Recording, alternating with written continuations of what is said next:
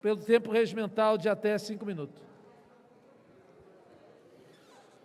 Senhor presidente Valdeci Oliveira, senhoras deputadas, senhores deputados, aqueles que acompanham essa sessão pela TV Assembleia e pelos demais canais dessa casa, é com muita humildade e com muita alegria que eu retorno a essa tribuna, agora como titular do mandato de deputado estadual. Retorno ao Parlamento com o compromisso que carrego comigo ao longo de toda a minha jornada pública, o de lutar para defender a liberdade em suas mais diversas expressões, a liberdade individual, a liberdade de imprensa, a liberdade para que os pais criem seus filhos, a liberdade de credo, a liberdade econômica para que o cidadão gere o seu sustento, prospere e ofereça oportunidade de trabalho para outros cidadãos. A palavra liberdade, que está eternizada em nossa bandeira, é indispensável para o desenvolvimento do ser humano e para o fortalecimento da nossa democracia. Infelizmente, observamos nos últimos anos a nossa liberdade ser agredida e cerceada. As restrições a direitos fundamentais, inscritos no artigo 5º da nossa Constituição, tidos como sagrados antes da pandemia, viraram fumaça com decretos que mudavam a cada dia. Eis o paradoxo, senhoras e senhores. Ao obrigar a população a usar máscaras, muitos governantes retiraram as suas próprias máscaras. E aqui no Rio Grande do Sul não foi diferente. Eu tenho muito respeito pelo governador Eduardo Leite, a quem sou agradecido por ter me dado a oportunidade de ajudar o Estado enquanto secretário.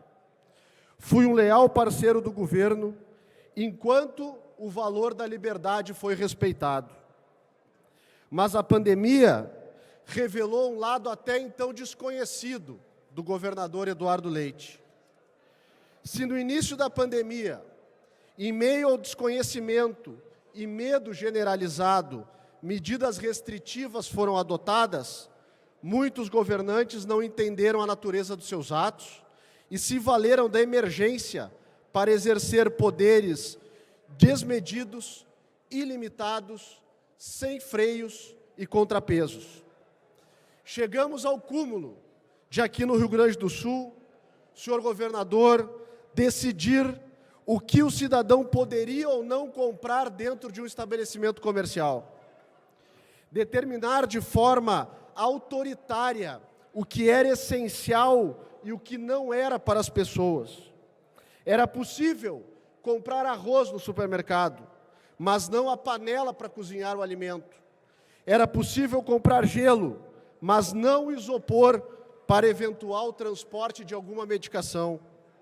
O ex-prefeito da capital arrancou o banco de praças para que as pessoas não se sentassem ao ar livre.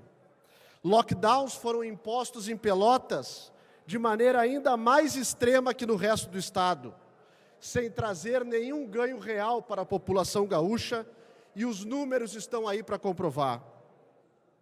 Eu não sei o que aconteceu, senhores deputados e senhoras deputadas. Talvez o nosso governador tenha sucumbido à sua ambição pela presidência da República e, na ânsia de um espaço nacional, tornou política a gestão da saúde pública apenas para rivalizar com o governo federal. O presidente Jair Bolsonaro, aliás, foi um dos poucos líderes mundiais a alertar para as consequências econômicas de um fecha-tudo desenfreado. Não faltaram leitos de UTI, não falta vacina, o auxílio emergencial chegou para todos. E que preço estamos pagando agora por não ter tido o equilíbrio necessário lá atrás? A economia a gente vê depois, muitos disseram. Pois bem, o depois chegou e a conta ficou com quem? Mais uma vez com o povo gaúcho. Enquanto o governo do estado, abastecido com verbas federais e recordes de arrecadação de impostos, anuncia investimentos, falta renda para que o pai e a mãe garantam o sustento dos seus filhos. O estado do Rio Grande do Sul se recuperou sim, pois não teve lockdown das remessas dos recursos do governo federal. O povo que foi proibido de trabalhar, agora aguenta as consequências. Não existe, senhoras e senhores, meia liberdade. Um verdadeiro democrata não limita o debate, dando a palavra apenas para os seus especialistas escolhidos, que concordam com a sua visão. Muitos médicos e virologistas denunciaram os excessos e não foram ouvidos. Usarei, portanto, esta tribuna como trincheira, minha voz como uma arma democrática nessa guerra, sempre a favor da liberdade.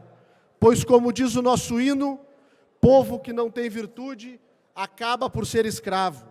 E finalizo com a célebre frase: o preço da liberdade é a eterna vigilância. Eu estou aqui para isso. Esse é meu compromisso. Eu estarei vigilante. Muito obrigado, senhor presidente. Obrigado, deputado Rodrigo Lorenzoni. Para a comunicação de liderança,